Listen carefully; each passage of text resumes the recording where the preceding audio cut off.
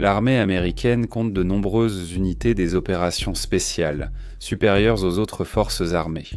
Cependant, certaines unités d'opérations spéciales sélectionnées surpassent les missions et capacités déjà remarquables des autres. Ce sont les unités de niveau 1 du commandement des opérations spéciales conjointes. Croyez-le ou non, l'United States Air Force abrite une unité appelée 24e Escadron des Tactiques Spéciales. L'armée de l'air est peut-être la cible de nombreuses blagues quand on se moque de l'armée, mais croyez-moi quand je dis cela. Ils ont des domaines de carrière et des opportunités vraiment impressionnants, et le 24e STS ne fait pas exception. Leur mission figure parmi les plus uniques des opérations spéciales.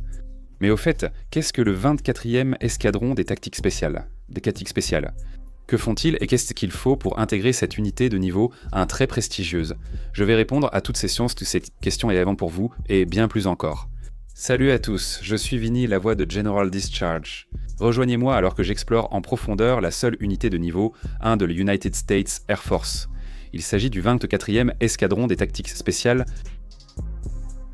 Quand les unités de niveau 1 requièrent une coordination aérienne avancée, du tir direct, la récupération de personnel ou des soins médicaux sur le champ de bataille, elles font appel au 24e Escadron des Tactiques Spéciales, alias Task Force White, seule unité de niveau 1 de la United States Air Force.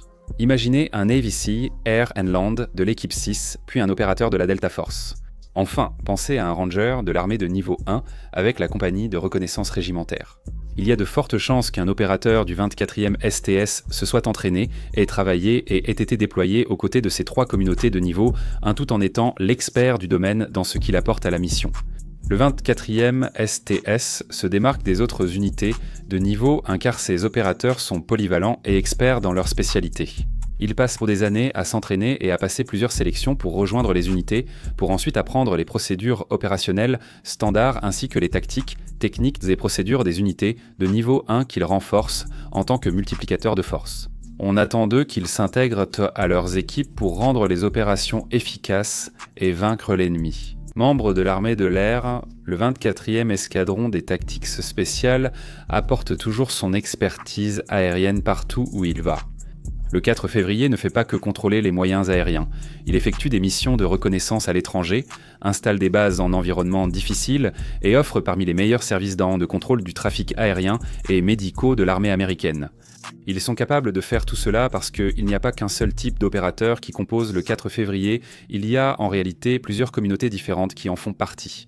Le 24e ST regroupe surtout des contrôleurs de combat de l'armée de l'air, des parasecouristes, des experts en reconnaissance spéciale et quelques membres du Tactical Air Control Party. Faisons un rapide aperçu de ces communautés. Les contrôleurs de combat sont des opérateurs spéciaux experts dans le contrôle du trafic aérien sur le champ de bataille. Ce ne sont pas des Joint Terminal Attack Controllers ordinaires, car ils maîtrisent l'espace aérien en 4D sur le champ de bataille et coordonnent plusieurs aéronefs selon la mission. Sous pression, l'un des plus grands courages est de risquer sa vie pour en sauver une autre. Les sauveteurs parachutistes de l'armée de l'air exercent ce métier pour vivre. Les PJ sont les anges gardiens de l'armée américaine. Si quelqu'un doit être sauvé, un personnage joueur saura réussir la mission. Ces médecins des opérations spéciales comptent parmi les mieux formés de l'armée. Chaque mission dépend de leur connaissance du terrain. C'est ce que la reconnaissance spéciale de l'armée de l'air s'engage à fournir, partout et à tout moment.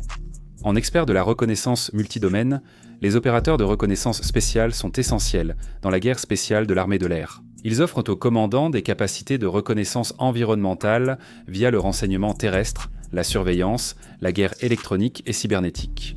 Un aviateur du groupe de contrôle aérien tactique cible les ennemis avec des bombes. Sur un curriculum vitae, il dirait entrer travailler dans des environnements austères. Il donne des instructions pour les attaques terminales aux forces américaines et alliées, que ce soit pour des avions, l'appui aérien, l'artillerie ou les tirs navals, tout en établissant et en maintenant les communications de commandement et de contrôle et en conseillant les commandants au sol sur la meilleure utilisation de la puissance aérienne. La diversité des unités fait du 24e Escadron des Tactiques Spéciales une ressource de niveau 1 très polyvalente. Mais ne vous y trompez pas, même s'ils agissent principalement comme multiplicateurs de force, le 2-4 est capable d'opérer de façon autonome. Dans l'armée de l'air, ils effectuent dans peu des missions comme l'accès mondial, la précision, les frappes et la récupération de personnel. Leurs structures organisationnelles dépendent de leur mission. À la différence d'autres unités spéciales, le 2-4 adapte le nombre d'éléments opérationnels selon la mission. Globalement, le 4 février se compose de plusieurs équipes. Les équipes rouge, bleu, argent et or regroupent divers opérateurs et soutiennent d'autres unités des opérations spéciales. L'équipe noire construit des aérodromes mondiaux, tandis que l'équipe verte, composée d'opérateurs expérimentés, forme les aviateurs en sélection. L'équipe commando, formée de 2 à 4 membres expérimentés venant des équipes de couleur, compte désormais des opérateurs chevronnés. L'équipe commando opère partout dans le monde comme les autres équipes, mais ne renforce pas d'autres unités. Alors, que faut-il pour intégrer le 24e escadron des tactiques spéciales ? Chaque opérateur doit d'abord réussir le processus de sélection de sa communauté, ce qui peut durer plus de 2 ans selon la communauté.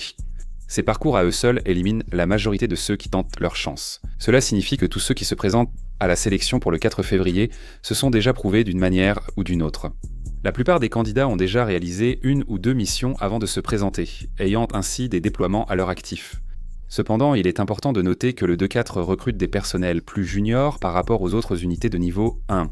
Ils affirment souvent que c'est juste un travail différent et qu'il n'est pas nécessaire d'avoir d'autres expériences pour réussir. Ils encouragent même les gens à postuler après leur première affectation. Cependant, cela ne veut pas dire que tout le monde là-bas sera inexpérimenté. Un opérateur de l'armée de l'air doit d'abord passer l'évaluation et la sélection, appelée aptitude à la navigation et à la sélection pour rejoindre le 2-4. L'aptitude à la navigation et à la sélection dure environ 8 jours et teste les candidats pour vérifier leur aptitude à travailler dans les unités. Ils traitent déjà avec des personnes très compétentes, donc ils examinent les candidats avec minutie. Les candidats sélectionnés suivront le cours de formation des opérateurs, qui dure plusieurs mois. Ils y recevront la formation nécessaire pour devenir opérateurs des tactiques spéciales de l'armée de l'air de niveau 1 cran. Le processus dure environ 10 mois, mais la formation continue ensuite. Comme mentionné, ils s'entraînent souvent avec l'armée de terre ou la marine et doivent comprendre leur fonctionnement. Il faut aussi préciser que de nombreux postes de soutien existent au 4 février, et les aviateurs de soutien passent leur propre sélection pour intégrer l'unité. Les opérateurs attirent peut-être toute l'attention, mais ils ne pourraient pas faire ce qu'ils font sans l'aide de leur personnel de soutien. Ne sous-estimez pas l'armée de l'air, beaucoup pensent qu'elle se limite aux pilotes et avions. Mais quand on regarde de plus près cette branche, on découvre qu'il existe des opportunités et des communautés vraiment intéressantes dans lesquelles les gens peuvent travailler. S'engager dans l'armée est une grande décision, et vous allez y consacrer plusieurs années de votre vie. Il faut donc s'assurer d'être bien préparé, quels que soient vos objectifs. Voilà l'essentiel sur le 24e escadron des tactiques spéciales. Si vous avez appris quelque chose grâce à cette vidéo, n'oubliez pas de nous mettre un j'aime et de vous abonner à notre chaîne. Comme toujours, merci de nous avoir regardés. Est-ce que tu veux vraiment être ici ? Tous tes amis s'abonnent à Général Discharge et toi, tu ne veux même pas être ici.